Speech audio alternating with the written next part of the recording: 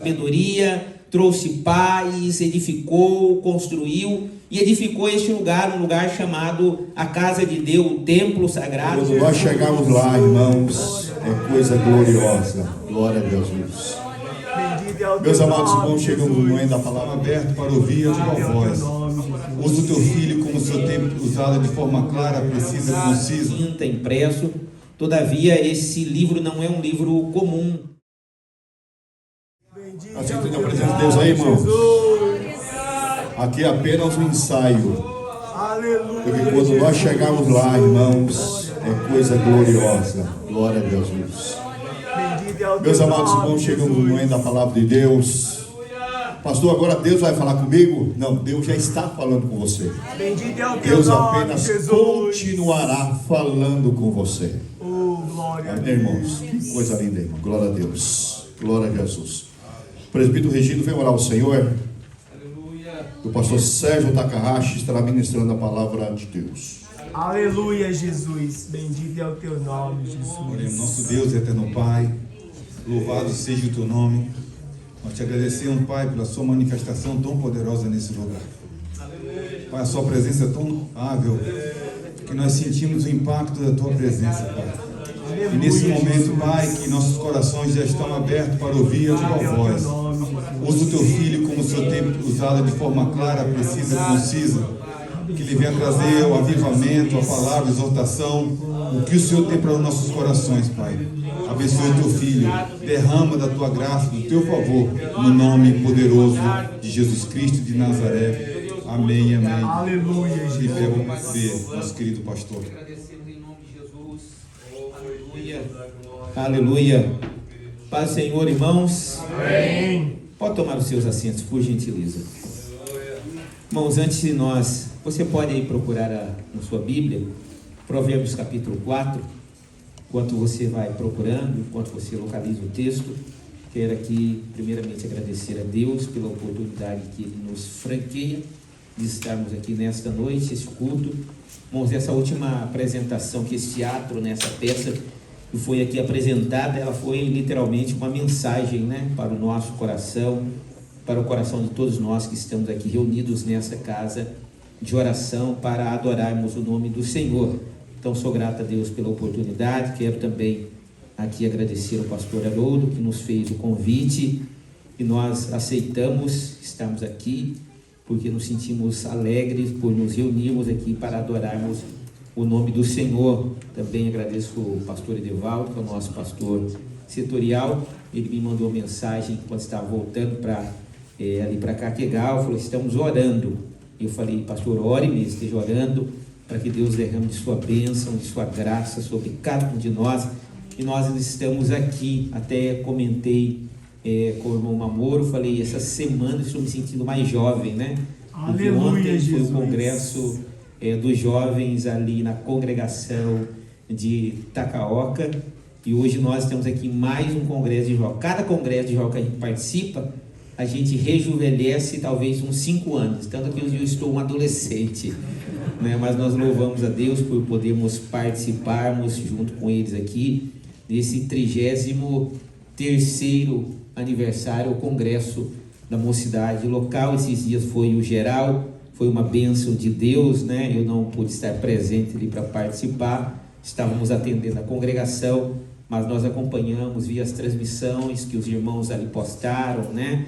Foi aquela alegria. E depois, conversando com aqueles que ali tiveram, o pastor Elmer, ele falou: pastor, nós estávamos naquela vibe ainda do retiro, né? Com aquela música na cabeça, adorando o nome de Jesus. Ele falou: mas eu não tenho mais fôlego para acompanhar os jovens, né, nessa energia e nessa alegria. Nosso tempo já passou um pouquinho, mas a nossa maior alegria é estarmos aqui para adorarmos e bendizermos o nome do Senhor. Quero parabenizar a mocidade, que Deus continue abençoando a vida de vocês, usando vocês como canal de bênção, onde vocês estão no trabalho, aqueles que estão fazendo faculdade na faculdade, aqueles que já se formaram, estão exercendo sua profissão. Que Deus use vocês poderosamente, no nome de Jesus. Certamente vocês estão sendo canal de bênção para a nação japonesa, para acessar o coração deles através do idioma nativo aqui desse país. Eu glorifico a Deus por conta disso. Amém?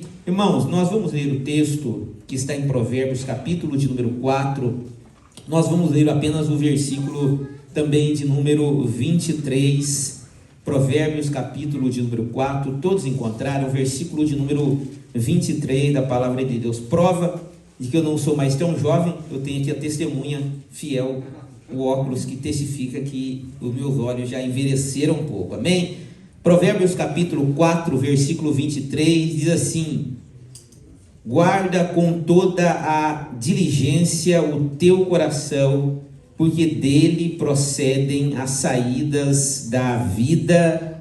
Amém.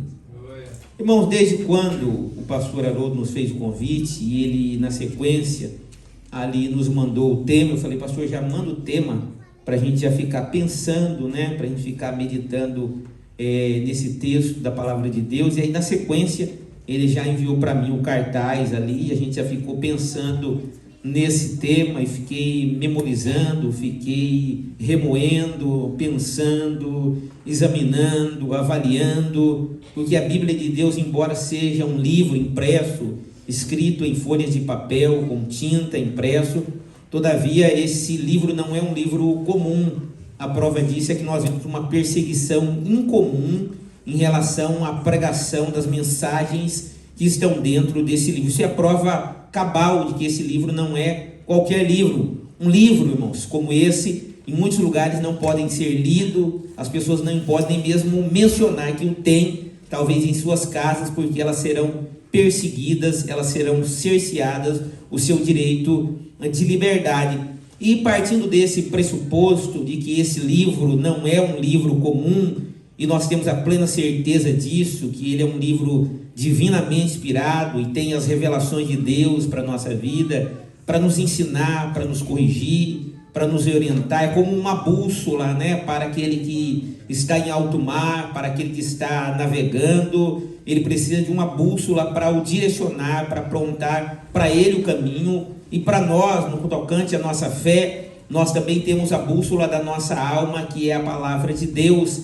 É ela que vai normatizar, é ela que vai dar direcionamento para o nosso posicionamento moral, para o nosso posicionamento social. Estamos vivendo literalmente os últimos dias da igreja sobre a face da terra. Prova disso é o aumento da corrupção, a falta de amor ao próximo e tantas outras coisas que estão se cumprindo, porque nós lemos na palavra de Deus que diz que nos últimos dias, por se multiplicar a iniquidade, o amor de quase todos se esfriaria. Todavia a igreja permanece aquecida pelo amor de Deus que foi derramado dentro de nossos corações pela pessoa de nosso Senhor e Salvador Jesus Cristo. Todavia o mundo, ele vai de mal a pior, enganando e sendo enganado. Quando nós olhamos para esse texto de Provérbios, capítulo de número 4, Provérbios, de modo geral, ele está classificado como os livros de sabedoria. Nós sabemos que Davi teve alguns filhos, e dentre esses filhos, ele teve este filho chamado Salomão. O nome de Salomão significa paz. Esse é o significado, a semântica do nome de Salomão significa paz, porque através da vida e do ministério do reinado de Salomão, Deus o usou para construir ali o templo, né? O Beit Mikdash, a casa sagrada, o lugar onde seria apenas uma tipificação, um símbolo daquilo que havia de acontecer nas nossas vidas, tão glorioso que é a presença do próprio Deus habitando dentro de nossos corações por meio do Espírito Santo. E com esse contexto de Salomão, ele foi um homem extremamente usado por Deus. Os irmãos bem sabem, né? Nós sempre falamos e repetimos, porque é uma verdade bíblica, que não existiu um outro homem tão sábio, tão entendido como Salomão. No seu reinado governou com sabedoria, trouxe paz, edificou, construiu e edificou este lugar, um lugar chamado a casa de Deus, o templo sagrado. E dentro das suas divagações de pensamento, uma certa feita, Salomão, ele busca o Senhor e pede a Deus sabedoria, e Deus a ele concede. E ele escreveu, nós temos aqui então no nosso exemplar da Bíblia, 3 livros que foram escritos por Salomão: Provérbios, Cantares e Eclesiastes. Representa toda a totalidade do período da vida de Salomão, o seu período de glória, de sabedoria, o seu período de luxúria, aonde ele buscou enriquecer-se, e também um período de consciência, aonde ele escreve Eclesiastes dizendo que tudo é vaidade. Quando Salomão, no fim da sua vida, ele escreve Eclesiastes dizendo: olha, eu percebi e olhei que na verdade tudo não passa de vaidade, porque ele entendeu que toda a riqueza que ele adquiriu e todos os bens que ele acumulou não poderia trazer a alegria que nós temos hoje dentro de nosso coração, que é a alegria da salvação de nosso Senhor e Salvador Jesus Cristo. Esse livro ele foi escrito provavelmente, irmãos, quase 1000 anos antes de Cristo, aproximadamente 1000 anos antes de Cristo. Embora tenha sido escrito num período ainda arcaico, onde a tecnologia não existia, ainda muitas coisas estavam apenas no campo do pensamento, do pensar. Muitas coisas as pessoas não tinham certeza. E quando nós olhamos para a Bíblia Sagrada, toda a palavra de Deus, o cânon foi fechado provavelmente no 1º século depois de Cristo, ou seja, do 1º século depois de Cristo até agora, já se passaram 1970 anos. Depois de então não teve nenhum texto mais que foi divinamente inspirado por Deus. E dentro dessa totalidade nós vamos olhar na Bíblia, desde o Gênesis até o Apocalipse. Se nós formos procurar, depende da tradução logicamente, tem uma variável tolerável, a palavra coração ela vai aparecer em toda a Bíblia Sagrada, desde o Gênesis até o livro de Apocalipse, o Novo Testamento, vai aparecer mais ou menos de 1000 a 1100 vezes. Isso é muito importante a gente observar isso. Um exemplo, a palavra alegria, que é uma coisa importante, né? A Bíblia nos manda ser alegres. Paulo escreveu uma carta chamada Carta da Alegria, onde ele diz: irmãos, no demais, irmãos meus, eu digo para vocês se alegrarem. Outra vez eu vos digo, alegrai-vos no Senhor e na força do seu poder. Algo importante. Só que a palavra alegria, em toda a Bíblia, ela vai aparecer mais ou menos, aproximadamente 400, 350 vezes. A palavra amor também é de suma importância, irmãos.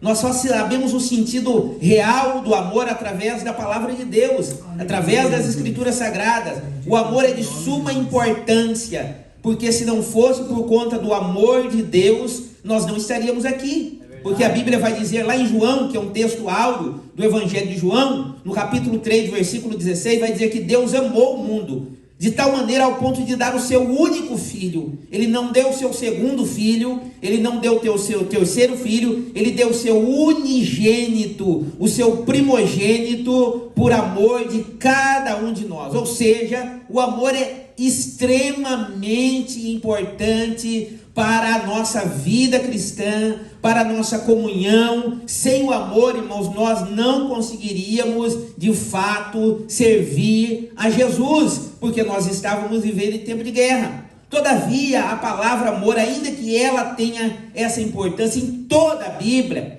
ela vai aparecer mais ou menos 250 vezes em toda a Bíblia Sagrada, desde o Gênesis ao Apocalipse. Quando nós fazemos uma meditação sobre isso, e a gente para perceber, e a gente olha por que Deus, repetidas vezes, cita a palavra coração. Muitas vezes, irmãos, a gente olha para as Escrituras Sagradas. Lembra que eu falei para vocês que o livro de Provérbios ele foi escrito mais ou menos 1000 anos antes de Cristo, 950, 1000 anos antes de Cristo. A ciência não era tão desenvolvida como é hoje. Eles não tinham todo o aparato tecnológico, científico, os métodos desenvolvidos para descobrir o que se passava no coração do ser humano. E até algumas décadas atrás, a própria ciência não tinha ainda uma certeza se havia uma conexão entre a mente do ser humano e o seu coração. Porque dessas 1000 vezes que a palavra coração aparece na Bíblia, pouquíssimas delas a Bíblia está falando de fato sobre o músculo cardíaco. Não é uma literatura de medicina, a Bíblia não é uma literatura de medicina, embora Deus e Jesus sejam os médicos dos médicos por excelência. Todavia, isso daqui não é um manual de saúde, pelo contrário, é a palavra de Deus. Mas quando nós olhamos para a Bíblia Sagrada, nós vamos perceber que, embora essa palavra apareça muitas vezes, e naquela época a ciência não era tão desenvolvida, não era tão evoluída, a gente vai olhar e vai perceber que quando nós estamos olhando aqui para esse livro, nós vamos ver que naquela época a ciência ela não era tão desenvolvida. As pessoas daquela época não conseguiam fazer uma correlação. E alguns cientistas, algumas décadas atrás, eles ainda tinham dúvida se existia essa relação. Por que a Bíblia fala tanto do coração e não está falando do coração como um músculo cardíaco? A Bíblia fala, e nós aqui aprendemos hoje, foi falado nesses teatros que foi apresentado aqui, nessas encenações, nesses métodos lúdicos, para ilustrar um pouco para nós do que representa o nosso coração. O coração, nós sabemos que ele é o que? A sede da nossa alma. E a nossa alma, ela detém os nossos desejos, sentimentos, paixões. Um exemplo, quando você ama alguém, esse sentimento ele brota, não do seu intelectual, ele brota do seu coração. E aproximadamente há 20, 25 anos atrás, no ano 2000, 2001 mais ou menos, um grupo de pesquisadores de uma universidade nos Estados Unidos, uma universidade chamada Thomas Jefferson, que é na cidade da Filadélfia, no estado da Pensilvânia. Essa faculdade, ela é uma faculdade especializada na área da ciência e foco a sua ênfase